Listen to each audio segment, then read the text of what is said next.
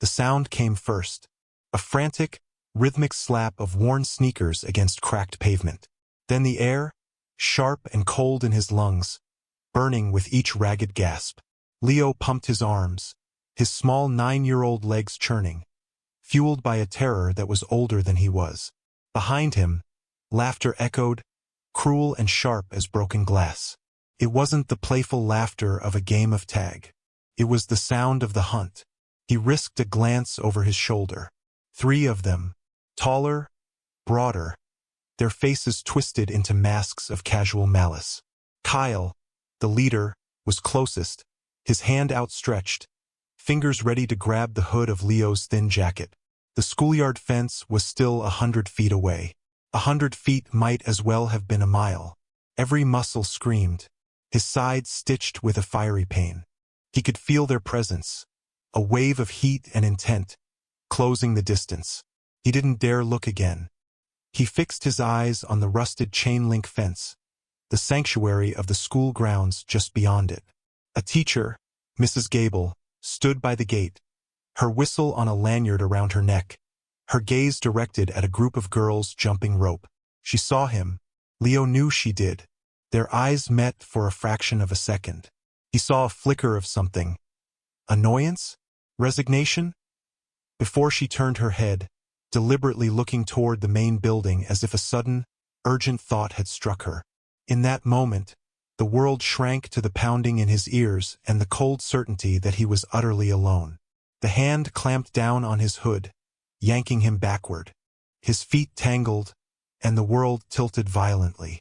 Pavement rushed up to meet him, scraping his palms and the knee of his jeans. The impact knocked the last of the air from his body. He lay there, gasping like a fish on a dock, the laughter now raining down on him from above. Kyle loomed over him, flanked by his 2 shadows. "Look at him," Kyle sneered, his voice dripping with contempt. Crying already? Leo wasn't crying. Not yet. The tears were a hot pressure behind his eyes, but he fought them back. Crying only made it worse. He pushed himself up, his hands stinging, tiny bits of gravel embedded in his skin. "Leave me alone," he whispered, the words barely audible. Kyle's smile was a predator's.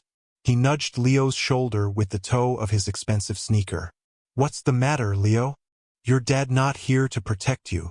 The words were a physical blow, landing harder than the fall. It was their favorite weapon, the one they always saved for last. Leo squeezed his eyes shut. He thought of the folded flag in the mahogany box on his mother's dresser. He thought of the one picture he had of a man in uniform holding him, a baby, his smile wide and proud. "My dad was a hero," Leo said, his voice shaking but clear. Kyle laughed again. "Yeah? Well, heroes die. And you're just a little coward." He kicked a spray of dirt and pebbles that peppered Leo's face. The bell shrieked from the school building, a shrill, artificial sound that cut through the morning air. The hunt was over. For now. Kyle and his friends jogged away toward the entrance, their laughter trailing behind them. Leo stayed on the ground, the cold of the asphalt seeping into his clothes. He waited until they were gone, until the yard was empty except for him. Slowly, painfully, he got to his feet. He brushed the grit from his scraped hands, his movements stiff. He looked toward the gate where Mrs. Gable had been. She was gone. The world was full of people who turned away. "Boys will be boys." Ms. Vance, Principal Davison, steepled his fingers, his face a mask of practiced, professional sympathy. The phrase hung in the stale air of his office, an impenetrable shield against her concern. Sarah Vance sat opposite him, her hands clenched so tightly in her lap her knuckles were white. She had left her shift at the diner early, trading the smell of coffee and fried bacon for the scent of floor wax and bureaucratic indifference. On the corner of Davison's polished desk sat a framed photo of his own 2 sons, smiling and robust in matching football jerseys. Sarah stared at it, a knot of anger tightening in her stomach. "Mr. Davison," she began, her voice low and steady, a testament to the control she was fighting to maintain. "This isn't boys being boys, this is targeted harassment." Leo came home with his jacket torn and his hands scraped raw. Again. This is the third time this month I've had to call. Davison sighed, a theatrical exhalation of patience stretched thin. He leaned back in his leather chair, which squeaked in protest. I spoke with Kyle and the other boys. They said it was a game of tag that got a little rough. Their word against his, I'm afraid. There were no teachers who witnessed any malice. He chose the word carefully, as if Sarah's description was an exaggeration. Mrs. Gable was right there, Sarah insisted. Leo said she looked right at him. Mrs. Gable was supervising over 60 children, Ms. Vance. She can't be expected to see everything. And frankly, Leo is a sensitive child. Perhaps he misinterprets roughhousing. The condescension was subtle, a silken thread woven into his tone. He was dismissing not just her son, but her. The single mother, probably overwrought, probably emotional. She had seen that look 1,000 times. It was the same look the mechanic gave her when her car made a funny noise, the same one the landlord gave her when the sink backed up. A look that said, "Don't worry your pretty little head about it." "He is not sensitive," Sarah said, her voice dropping the pretense of politeness. "He is 9, and he is being terrorized. What are you going to do about it?" Davison's practiced smile tightened. He opened a folder on his desk, a clear gesture of dismissal. "I will have another chat with the boys about appropriate playground behavior. I suggest you talk to Leo about developing a thicker skin. The world can be a tough place." Sarah stood up, her chair scraping against the linoleum floor. The meeting was over. She had been heard, and she had been ignored. The system had functioned exactly as designed. She walked out of the office, her footsteps echoing in the unnaturally quiet hallway. Later that afternoon, after patching up Leo's knee and listening to him recount the story in a voice devoid of emotion, she called the local police precinct. She was put on hold for 10 minutes, listening to a tinny instrumental version of a pop song. Finally, a gruff voice came on the line. "Officer Miller." She explained the situation calmly, factually. She gave the names of the boys, the date, the time, the lack of action from the school. Officer Miller listened with a series of grunts. "Ma'am," he said when she finished, his voice thick with boredom. "This is a school matter. It's their jurisdiction. We don't get involved in playground spats unless there's a serious injury. Has your son been hospitalized?" "No, but..." "Then you need to handle this with the principal. It's not a police issue." The line went dead. Sarah held the phone to her ear for a long moment, listening to the dial tone. She felt a familiar, creeping despair. She was a single person pushing against a wall that wouldn't budge. The school wouldn't act. The police wouldn't act. Everyone was turning away. She looked at Leo, who was sitting at the small kitchen table, staring at a blank piece of paper, his drawing pencils untouched beside him. The light was gone from his eyes, and that was something she would not accept. Their apartment was small, 2 rooms above a laundromat that hummed at all hours, the scent of warm cotton a constant presence. But it was theirs. Sarah had made it a home with thrift store furniture, colorful quilts she'd sewn herself, and framed pages from Leo's comic books lining the hallway. Every inch of the space was a testament to her resilience, a fortress built against the world's indifference. Her life was a carefully balanced equation of rent, utilities, and groceries, calculated on the back of diner napkins during her breaks. She worked the breakfast and lunch rush, a grueling 10-hour shift that left her feet aching but paid the bills. Most days, she felt like she was running a marathon on a treadmill, moving constantly but never getting ahead. Yet, she found joy in the small things. The way the morning sun hit the kitchen window, the smell of Leo's shampoo when he hugged her, the quiet evenings spent reading side by side on their lumpy sofa. Leo was the center of her universe, the reason for every grueling shift, every sacrifice.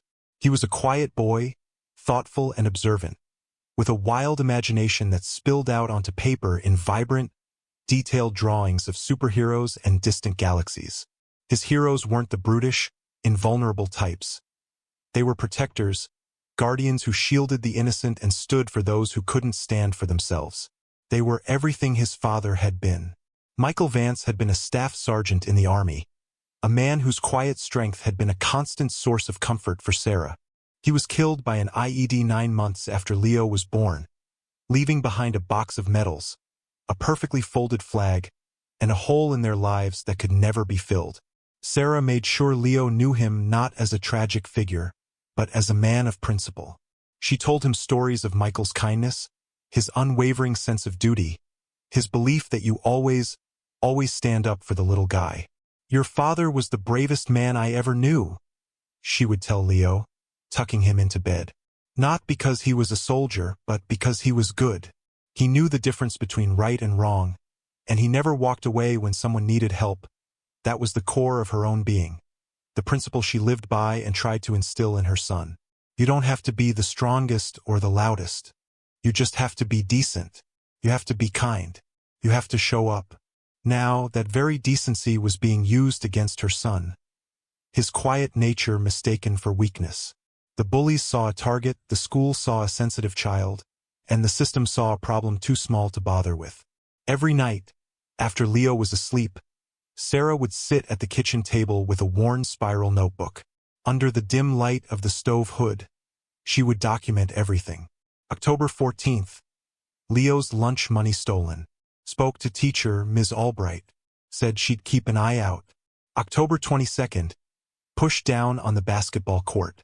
Scraped elbow. Reported to school nurse. Nurse said it was an accident. November 5th, jacket hood torn. Hands scraped. Met with Principal Davison. Told boys will be boys November 6th. Called Officer Miller, badge 714. Told it was a school matter.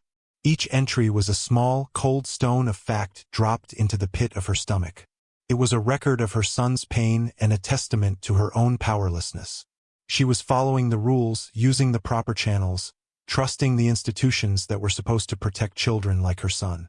And those institutions were failing, their gears grinding with apathy.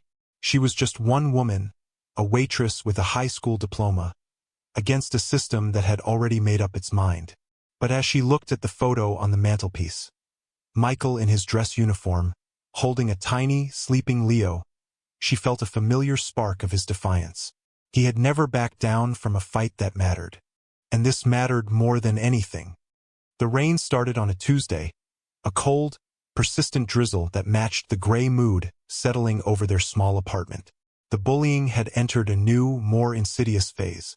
It was no longer confined to the playground. It was whispers in the hallway, snickers in the lunch line, shoves in the crowded corridor between classes. Leo grew quieter, retreating further into himself. The vibrant colors of his drawings faded to shades of gray and black. His superheroes looked defeated, their capes tattered, their shields cracked. The escalation came on a Thursday. Sarah was late getting home from work, her manager having asked her to stay and cover a double shift. She walked in to find Leo sitting on the floor of his room, his shoulders shaking with silent sobs. In his lap were the shattered pieces of his drawing tablet, a birthday gift from the year before, the one expensive thing she had saved for months to buy. His backpack lay open beside him, its contents dumped unceremoniously on the rug. "They cornered me by the bike racks," he mumbled, his voice thick with tears. "Kyle held me while the others. They took it. They said drawing was for babies. Then they smashed it." Sarah knelt in front of him, her heart fracturing with each of his choked sobs. She pulled him into her arms, holding him tightly, feeling the tremors of his fear and humiliation. She saw a dark bruise blooming on his forearm where Kyle had grabbed him. This was the line. This was the proof. This was no longer roughhousing or a game of tag. This was assault and destruction of property. Her rage was a cold, hard thing. It burned away the last of her hope in the system, leaving behind a grim resolve. The next morning, she was at the school before the first bell, the broken tablet in a box under her arm. She didn't request a meeting. She walked straight into Principal Davison's office.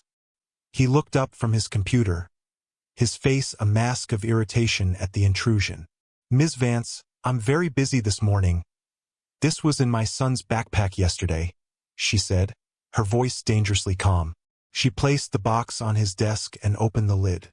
Davison stared at the shattered screen, the cracked plastic casing.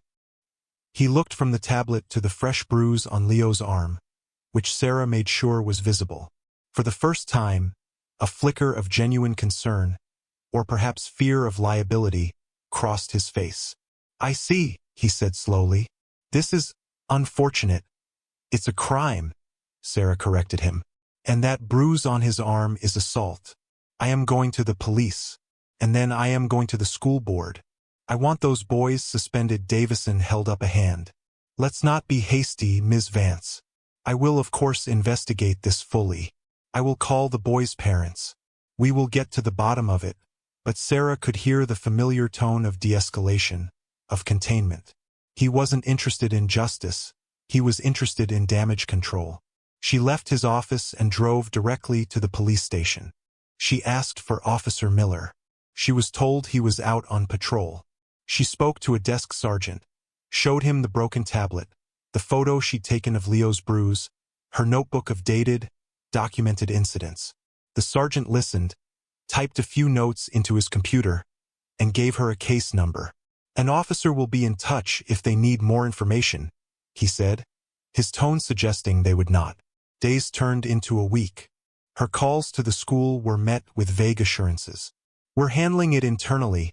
Her emails to the school board received an automated reply. Her messages for Officer Miller went unreturned. The system wasn't just failing.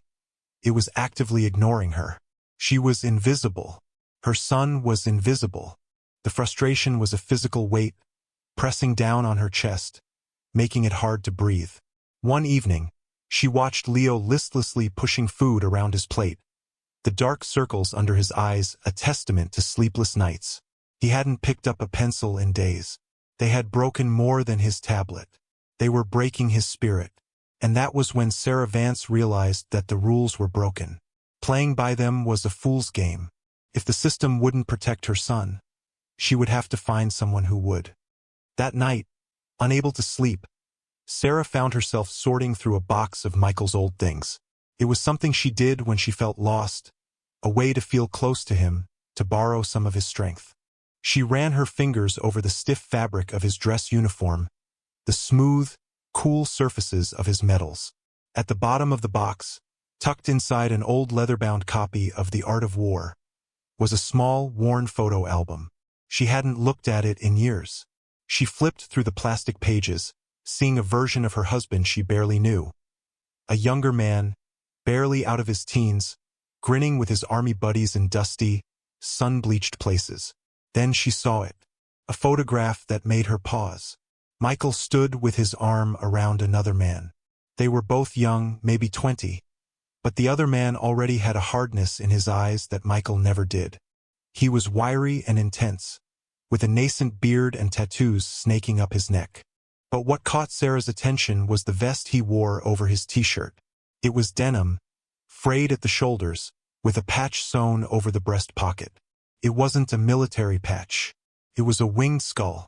A name surfaced from the depths of her memory, a name Michael had mentioned in his early letters.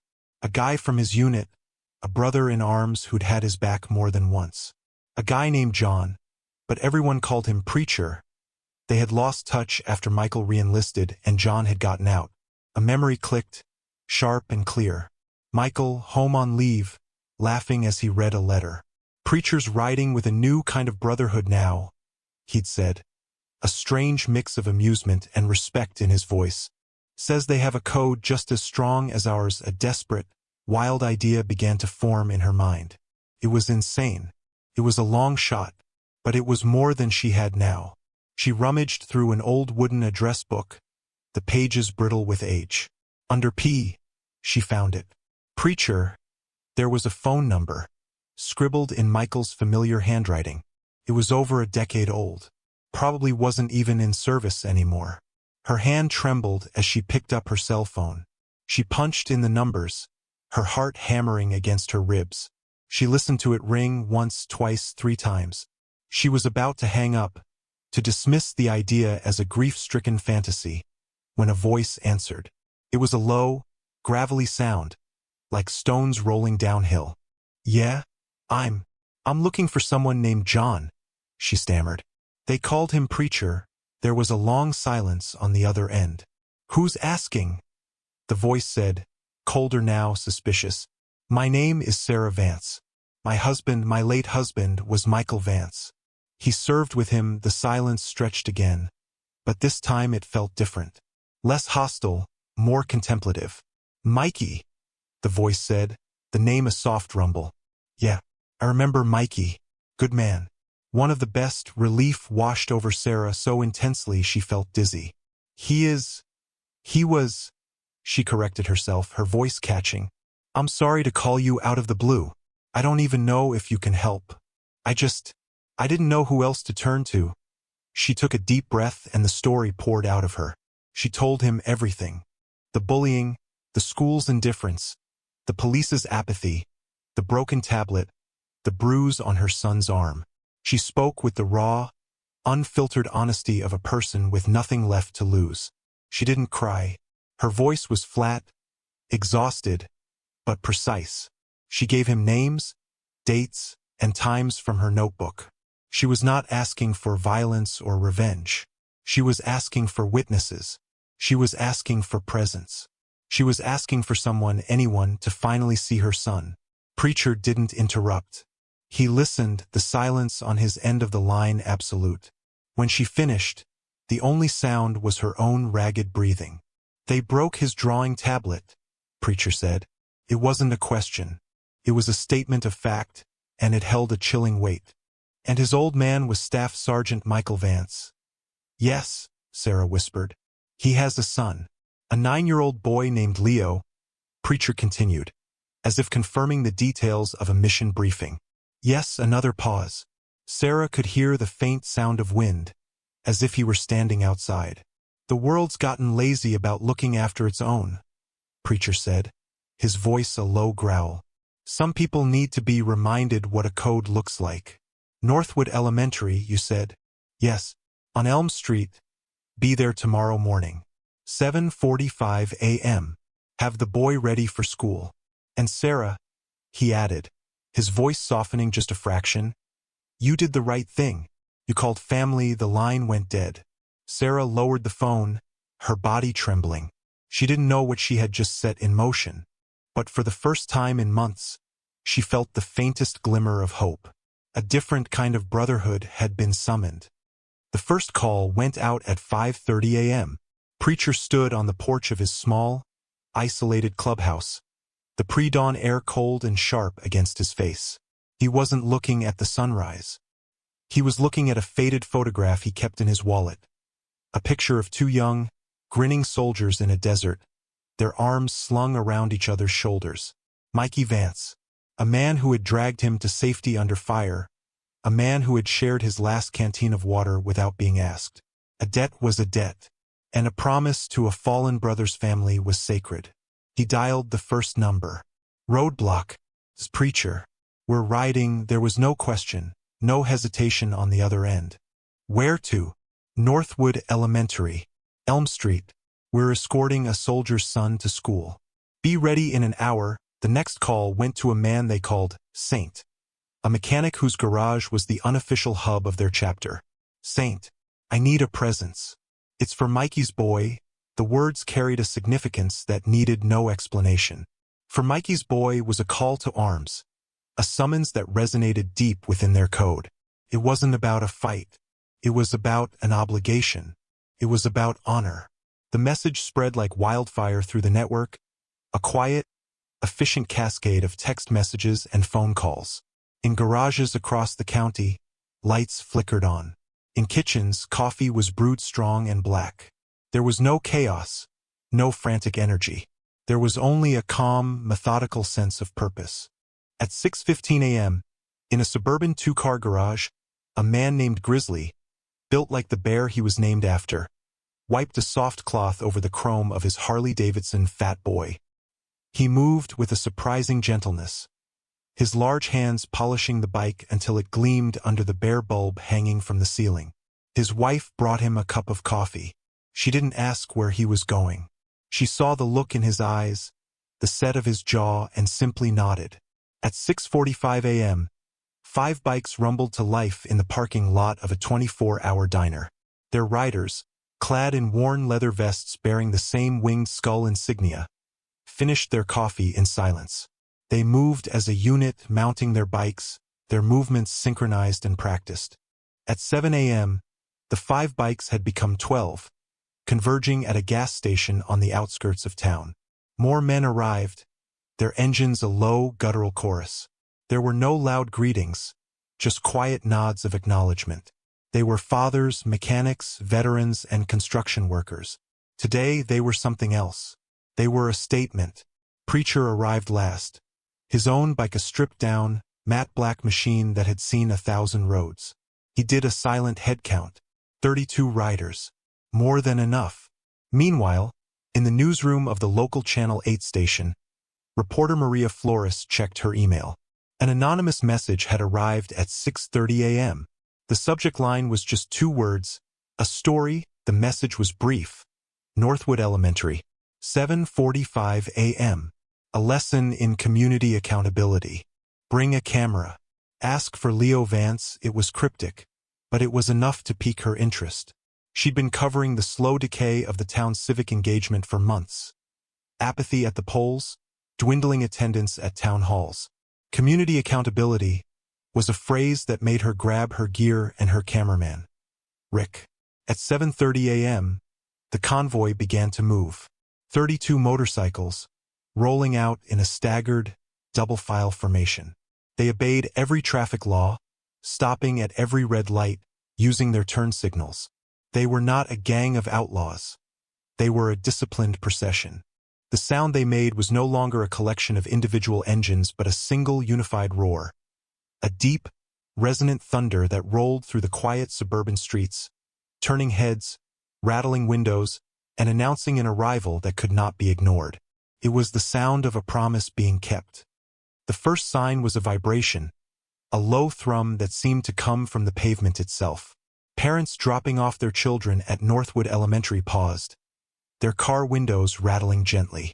They looked around, confused, scanning the gray sky for a helicopter. Then the sound grew, resolving itself into the unmistakable, deep-throated roar of V-twin engines. It wasn't one engine, but dozens, a symphony of controlled power that seemed to shake the very foundations of the school. Heads turned toward the end of Elm Street. Over the rise in the road, they appeared. A wave of chrome and black leather, moving with the disciplined grace of a cavalry charge. They came in 2 perfect lines, a rolling phalanx of steel that filled the street. They didn't speed or swerve.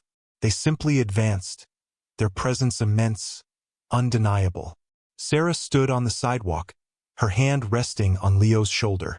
She had dressed him in his nicest jeans and a clean blue hoodie. When he heard the sound, his eyes went wide, and he instinctively moved closer to her. She squeezed his shoulder gently. "It's okay," she whispered, her own heart pounding. There for you, the lead bike, a matte black Harley, pulled up to the curb directly across from the school's main entrance and stopped. The others followed, fanning out, each rider parking their bike with practiced precision. They lined the entire block, a silent, unblinking honor guard. In less than a minute, 32 motorcycles and their riders formed a formidable but orderly perimeter. They cut their engines, and the sudden, profound silence was more intimidating than the noise had been. They didn't dismount immediately.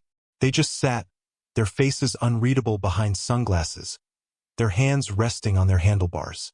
They weren't blocking traffic or access to the school. They were simply bearing witness.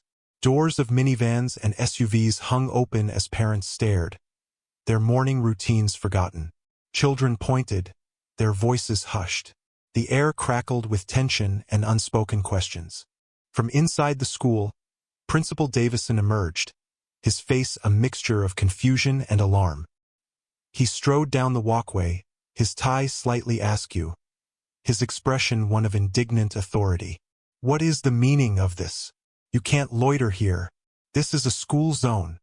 His voice, usually so commanding in the confines of his office, sounded thin and reedy in the open air. Preacher swung his leg over his bike and dismounted. He moved with a deliberate, unhurried gait, his worn leather vest creaking with each step. He was not a large man, but he carried an aura of absolute authority. He stopped a few feet from the sputtering principal. "We're not loitering," Preacher said, his voice calm and low, yet it carried across the silent street. "We're here to make sure a little boy feels safe going to school." He gestured with his chin towards Sarah and Leo. Davison's eyes followed his gesture, and his face paled as he recognized them. At that moment, a patrol car squealed to a halt behind the line of bikes. Officer Miller got out, his hand resting on his service weapon, his face flushed with anger. "All right, that's enough. I want the street cleared now," he barked. Preacher turned his head slowly to look at the officer. He didn't smile. He didn't frown.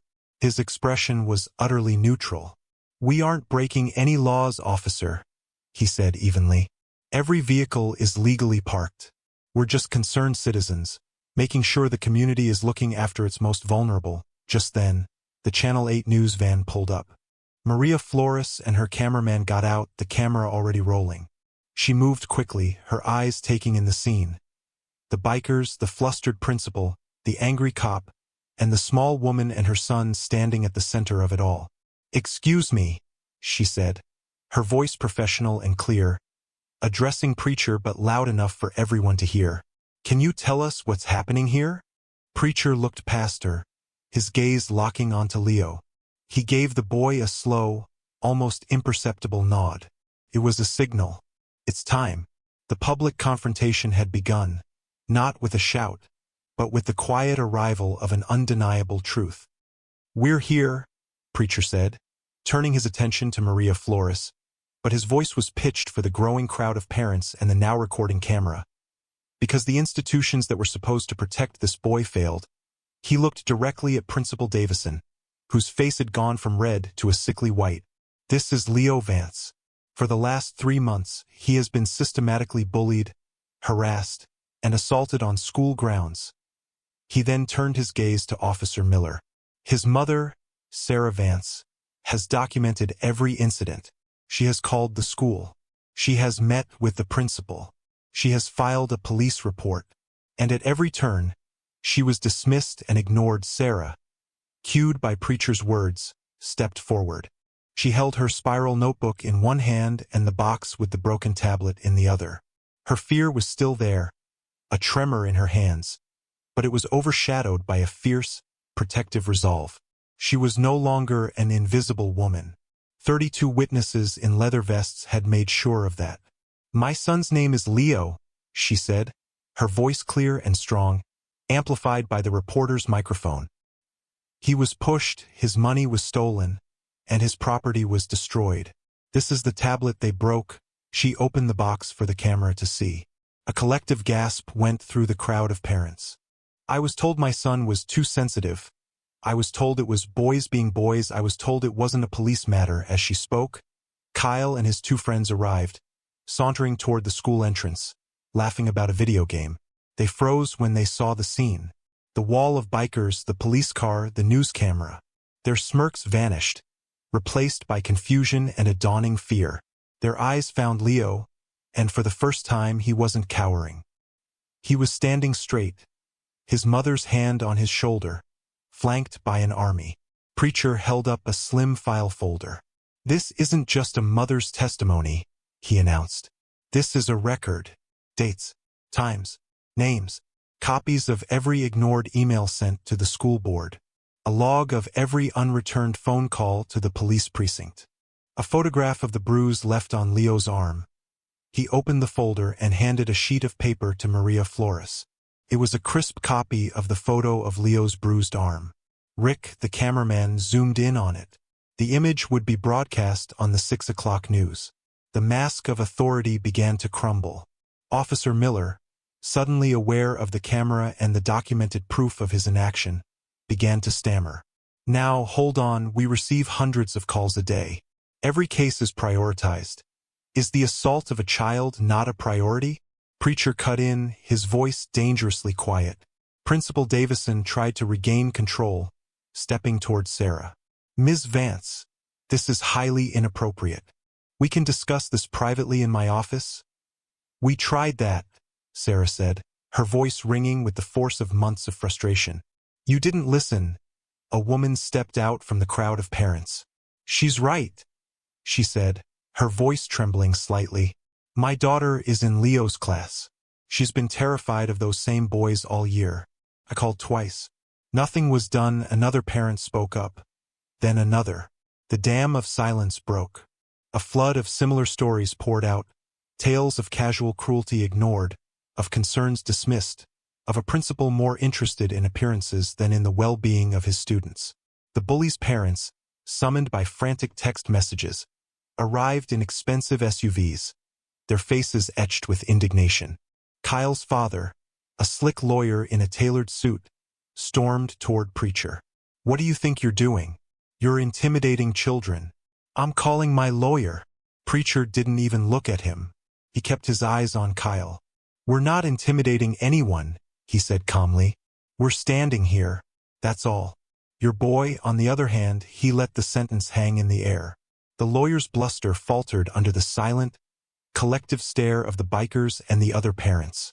The truth, once hidden in quiet hallways and dismissed in sterile offices, was now laid bare on the pavement of Elm Street for the entire world to see. There was nowhere left to hide. The arrival of the school district superintendent, Dr. Eris Thorne, was a sign that the balance of power had irrevocably shifted. Summoned by a frantic call from Principal Davison and alerted by the news station of a developing story, he arrived in a black sedan, his face a grim mask. He was a politician, and he recognized a public relations nightmare when he saw one. He bypassed Davison and Miller, walking directly to where Maria Flores was interviewing Sarah.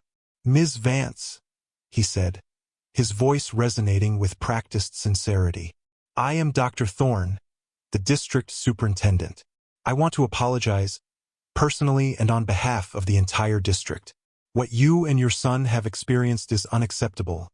He turned to face the camera, a clear signal that this was now a public declaration. "I am announcing an immediate and full investigation into the culture and administrative practices at Northwood Elementary. There will be zero tolerance for bullying, and zero tolerance for any staff member who fails to protect our students." His eyes swept over Principal Davison, a silent promise of consequences. He then looked at Officer Miller, who was now being questioned by his own arriving sergeant. "We will fully cooperate with law enforcement to ensure that any and all criminal acts are prosecuted." The justice Sarah had fought for was finally being delivered, not through threats or violence, but through the undeniable weight of public accountability. The bullies, now standing with their stunned parents, were escorted into the principal's office, not for a casual chat, but to be formally suspended pending the investigation. Their reign of terror was over. The crowd of parents, once silent bystanders, began to applaud. They formed a protective circle around Sarah and Leo, offering words of support, sharing their own stories, forging a bond of shared experience. One mother hugged Sarah, whispering, "Thank you for being brave enough for all of us." Leo, who had stood silently through the entire ordeal, looked up at his mother, his eyes shining. He wasn't looking at the bikers or the cameras. He was looking at her, his hero. The bikers remained where they were, a silent backdrop to the unfolding scene. Their job was done. They had not made a single threat, raised a single voice, or broken a single law. They had simply shown up. They had created a space where the truth could be heard. Preacher watched as Sarah was embraced by her newfound community. He caught her eye and gave a slow, respectful nod. He had kept his promise to Mikey. He turned, and without a word, swung his leg over his bike. One by one, the 32 engines roared back to life.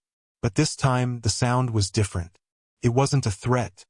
It was a declaration, a promise that this community, once asleep, was now awake. They pulled away in the same disciplined formation they had arrived in, their thunderous departure a final, punctuating statement. As they rounded the corner, Leo tugged on his mother's sleeve. "Mom," he said, his voice quiet but steady, "can I have a new drawing pad?" Sarah knelt and pulled him into a fierce hug, tears of relief finally streaming down her face.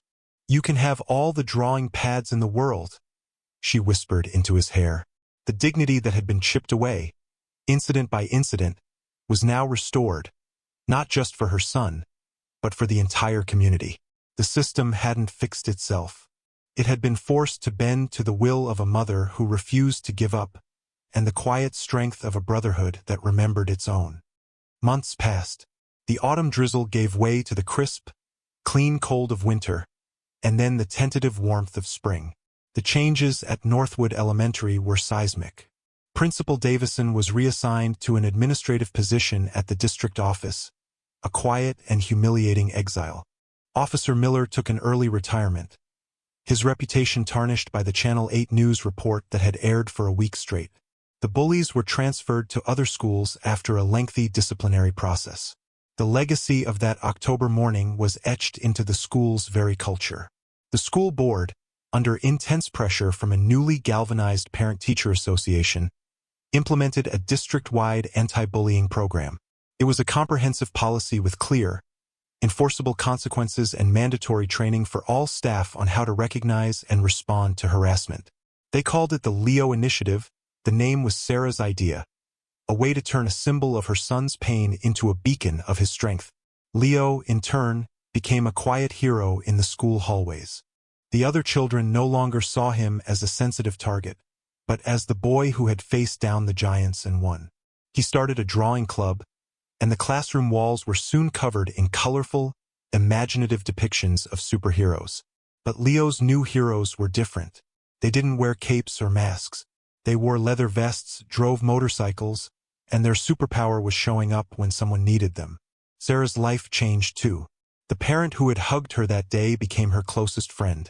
She was elected president of the PTA, her quiet determination now recognized as a formidable strength. She no longer felt like an invisible woman fighting a losing battle. She was a leader, a part of a community that had rediscovered its own voice and its collective responsibility to protect its children. The bikers were never seen at the school again. They faded back into the fabric of the town, becoming mechanics and fathers and construction workers once more. But their presence lingered. They became a local legend, a cautionary tale for anyone who thought they could act with impunity, and a symbol of hope for anyone who felt alone. People looked at the riders they saw on the roads differently now, with a newfound respect. They were a reminder that sometimes justice doesn't come from a courtroom or a statehouse. Sometimes it comes from the rumbling engines of a brotherhood bound by a code of honor. One sunny Saturday afternoon in May, the town held its annual Founders' Day picnic in the park. Sarah and Leo sat on a blanket, sharing hot dogs and laughing with their new friends. Leo was sketching in a new drawing pad, his brow furrowed in concentration. He was drawing a picture of his father, the one from the photo in the dress uniform. But in Leo's drawing, his father wasn't alone. Standing beside him was a man in a leather vest with a winged skull on the back. They were both smiling. In the distance, from the highway that bordered the park, came the faint, unmistakable sound of a V-twin engine. It was a single bike, its rumble a familiar, comforting thunder. The sound grew for a moment, a respectful salute, before fading into the warm afternoon air. Sarah looked up from the picnic, a small, knowing smile on her face. Leo didn't even lift his head from his drawing. He knew. They were safe. The watchers were watching. Faith had been restored, not in systems or institutions, but in the simple, powerful truth that good people will always stand for a soldier's son.